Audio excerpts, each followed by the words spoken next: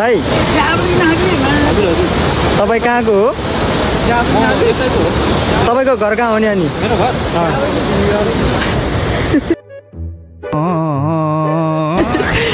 ओहो दाइ यो झरना त नि साह्रै राम्रो रहेछ। कहाँदेखि आयो होला थाहा होला तपाईँलाई? हजुर यो त एउटा कहानी छ नि यसको। भन्नु न। धेरै पहिलेको त होइन। हजुर यहाँ माथि छ नि यो राम्रो ठाउँ छ कि त्यहाँ हेर्ने ठाउँ। हजुर म एक दिन राम्रो ठाउँ भनेर घुम्न गएको होइन। हजुर त्यो दिन फेरि अलिक धेरै पियर पानी सानी धेरै खाथ्यो। हजुर हजुर हिसाब लाग्थ्यो क्या नि। त्यहाँबाट म त्यहाँको त्यो एउटा रोड छ कि माथि रोड भन्नाले यस्तै हिँड्ने बाटो छ क्या। हजुर हजुर त्यसको कुनामा पिसाब फेरिदिएको। हजुर अहिलेसम्म त्यो पिसाब म त्यहाँबाट हेरेर आइसकेँ। अहिलेसम्म त्यो पिसाब बगेर यहाँ आएको आइरहेछ। त्यस्तो छ नि इतिहास। म अस्ति फेरि गएर आएको अहिले झन् ठुलो आएको। ल है गाइज ल यो भाङ्गे झरनाको इतिहास यस्तो छ है।